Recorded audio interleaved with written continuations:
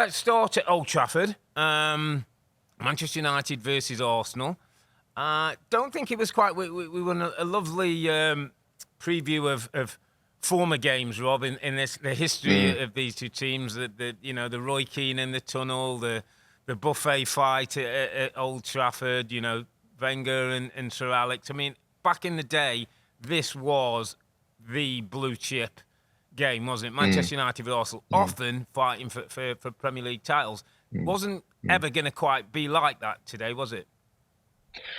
No, certainly not from Manchester United's point of view. I think where they are on the league table, and we've watched them enough, and all our listeners and viewers have seen them enough to know what they're at right now, and it's a real low point in their, I guess, history of the football club. So I think from the expectations from Manchester United's point of view, I think you could sense it in the stadium, Rob, is pretty low. Yeah. Arsenal, on the other hand, I know that they've got their best front players out injured at the moment, but I still... in terms of disappointments in this game, I think the game as general was a disappointment. It got lively at the end with the chances that we saw at the end, a little bit of quality finishing and goalkeeping, etc. But, I think the majority of the disappointment, Rob, for me, is on Arsenal. I know the gap against Liverpool. I know how difficult that is. And I know that certain players are out, but they are pretty much through in the Champions League. I know they got the return leg next week. I just expected more from Arsenal, Rob, in this game. Yeah. And I know that they expected, and they did dominate possession, particularly kind of early in the game. But just that final third piece is what's lacking, and that punch and that penetration. And again, when you haven't got particularly Saka, it's so noticeable. And even though they had tons of possession and they never really created enough against the Man United side, that I saw the interview of Ruben Amorim afterwards saying that I don't really want to play like that, being kind of a five in a line, four across midfield in a deeper block, because they weren't good enough to dominate possession with the football. And that is the main problem with United right now. Their system, which much talked about system, you don't see the best of it, Rob, because they're not the quality in the team isn't dominating the board enough to see them give other teams problems. The two number 10s that they play with, that was Eriksen and Xerxes today, I think, wasn't it? No, Xerxes was top. It was Eriksen. Yeah, it was top. It was Bruno and Garnacho were the initial ones, but Eriksen came in narrow, didn't he? Yeah, Garnacho. That's right, yeah. But when this system's working properly, with the quality that they want, those two players, the two 10s, can really do damage, but you're not seeing it because the general build-up play is not very good. So mostly disappointing, Rob, but also for Arsenal. What did you think on the Gunners particularly? Sorry, you're asking me about where I feel with the Gunners? Yeah, today. What was it? I saw lots of things that I would expect. Domination of possession, some lovely combinations. I've kind of been thinking about the whole Arsenal piece over the last week or so, mate, because I've kind of think, 15-point gap now, title's gone. I don't know if you saw, we ran an interview with Mikel Arteta at the end, and he kind of walked off. I kind of got that. Some of the questions weren't great. Some of it was repeating, do you need a striker? Has the title gone? And he kind of walked out on the interview, which I kind of understand. I didn't see that. No, I didn't see that one. I think it was obviously a sign of the disappointment that he knows it's gone. I think a sign of his team have come second. It looks like they could come second again. That's going to be important. But, second seems like a long way from where they want to be. As I've been thinking about them, Rob, this week, and I want you to bear with me and go down a road that, it might be just a little bit different, but when I look at Arsenal as they sit right now, mate, I'm looking at the league. They've only lost 3 games, by the way, which, teams can win the title losing that amount of games. They've drawn 10 games, which is kind of quite a lot when you think it's the most of, there's only Brighton in the top sort of 10 teams who've drawn as many games. Now, you talked about it, domination of possession, the combination football. It almost is like, I know what that's going to look like. There's just some days, Rob, when the finishing's not right and maybe the right player isn't available. And that might include when Havertz's there and when Saka's back and when Martinelli's fit. Is that the piece that's missing, Rob, is not necessarily a 30-goal striker, I don't think. My view is they miss a guy who can turn 10 draws into 5 wins. 10 draws into 5 wins gives you 10 points. 10 points keeps it. 10 points would have won them the title last season. They were 2 points behind City. 10 points behind Liverpool right now would mean we've got a proper race to the end of the season. So I'm not saying they need. I'm not saying that guy who comes in doesn't have to be 30 odd goal scoring. That's all. I just want a guy who turns the 0-0s against Forest, the 1-0s against West Ham, the draws that they've got into wins, maybe a defeat that's into a. Just some days, Rob, I almost feel like I know what Arsenal's going to be, and I know how it's going to look, and I know how it's going to finish. Today, Declan Rice came up with a beautiful strike. Thought he was by far the best player. But I just feel like it's a certain kind of player, Rob, who on the day when all the football is looking good, can find a way to be different, do something different, make a different one, have a slightly different... But that is Rob, and he's not available right now. And he did it last year for them. And is it too simplistic to talk about injuries and Bukayo Saka? They got scored 91 goals last year. 91 goals, 2 points off the top. I think there's still days with Saka Somebody in the else. team. I want a different, slightly different mentality. Now it's so hard that you've got to, he's got to be a footballer because he's got to play. He's got to be part of, maybe age and all the rest of him, Rob. But if you've got to go and spend 100-odd million and pay somebody as much as the club's ever paid, but this guy gets those points, do it. Manchester United have done it in the past. Chelsea have done it in the past. Go and do it. No, you're right, mate. And I keep going back to two players that we keep talking about for different clubs, actually, isn't it?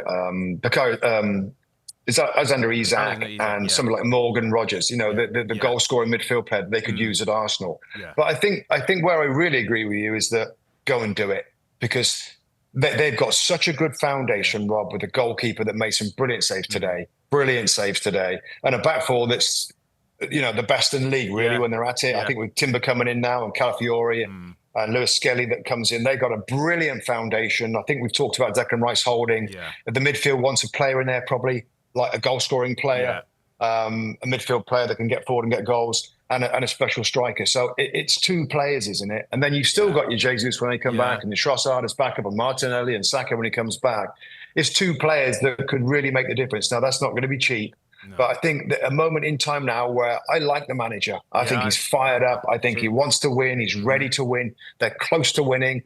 I'm more on that side of it than he's been there 5 years now and he's won an FA Cup. And what else is there? And where's the progression? And all, everybody's so quick to jump on the manager in so many scenarios, by the way, so many in this Premier League.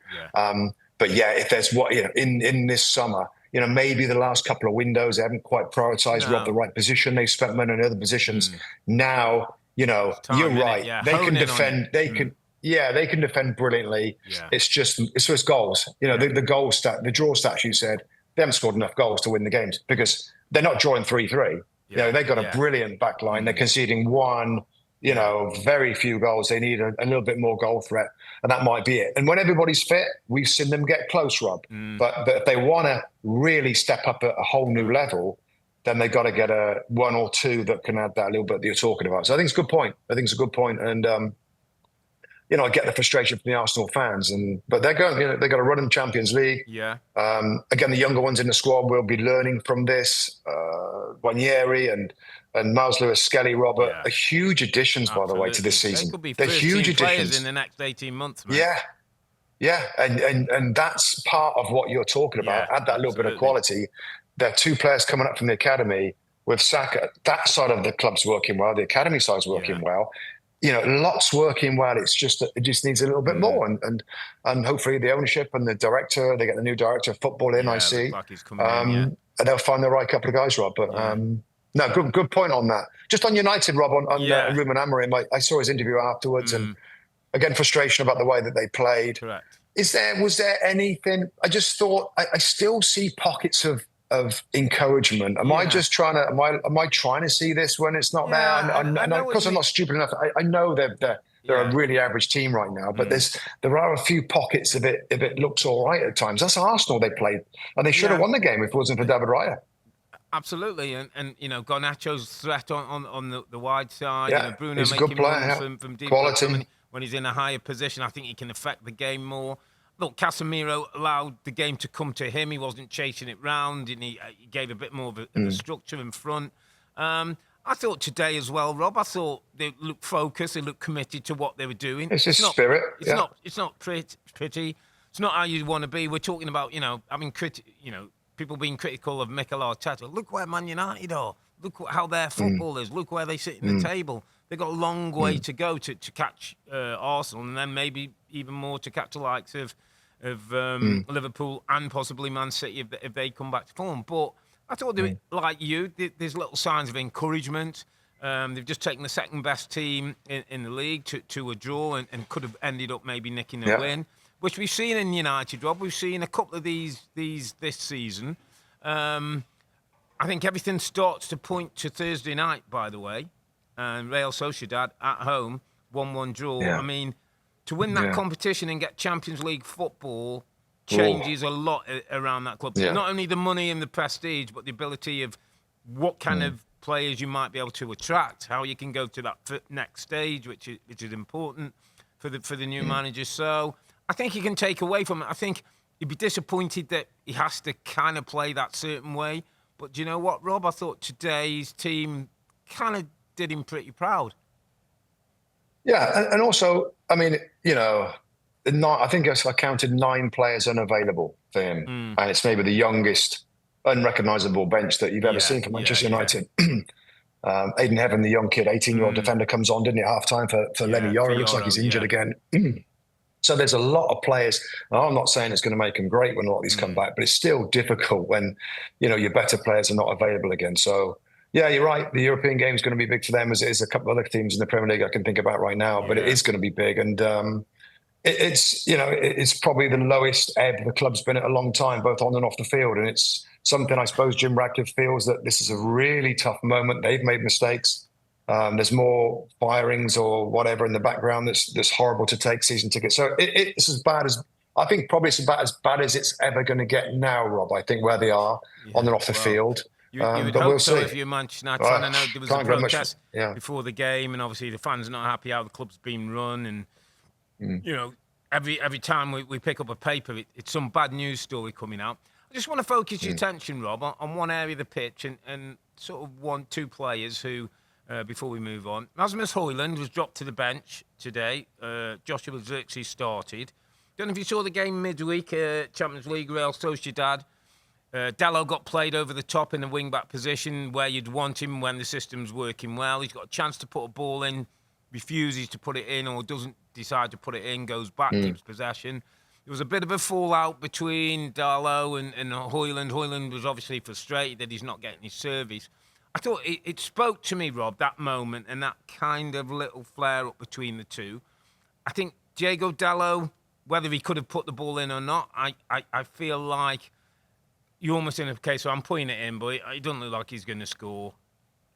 He'd rather go safe and keep the ball rather than take the risk, which isn't what that system's about at times when you get in those good areas as a wide people. Yeah. And it just made me think, Rob, that there's still almost like there's got to be a belief more in the players and a belief more in the system to sort to take the next step. Do you know what I mean? Now I look at the front line, I'm thinking, Højlund's struggling on confidence. He's a young man. It looks like it's a bit much for him.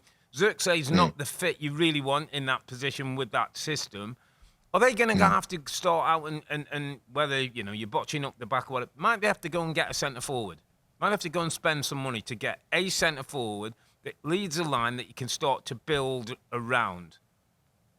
Yeah, I think when you think of United right now, I think we know the financial problems that they've got, right? They haven't got much money. So it's like, where are they going to spend it to have most impact on the team?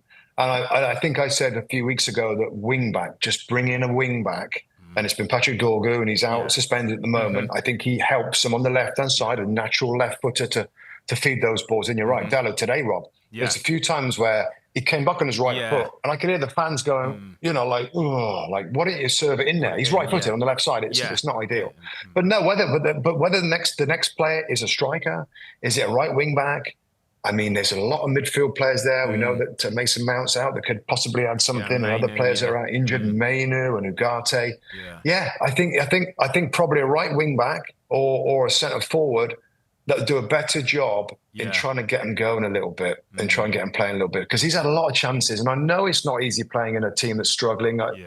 But I haven't seen enough yet. And like you said, and ideally, you'd like a young striker like Rasmus Højlund to just sit in the sidelines and come in a little bit and steadily, and then somebody else be the leading striker. And Zirkzee is, they both look kind of a little average at the moment compared to what you might expect of that club. So that's an interesting shout, mate. I mean, how many's that? I mean, how many clubs want a new centre forward? I mean, a lot of them want them, and it's going to be a big summer. Floating round. Bex asked me today, is Jamie Vardy finished with the Premier League? And I'm like, oh boy. I know, Jamie Vardy, year contract. Go on, Jamie. Oh gosh. Hi, I'm Rebecca Lowe, and as we head towards the end of an exciting Premier League season, make sure you like and subscribe on the NBC Sports YouTube channel for more content like this.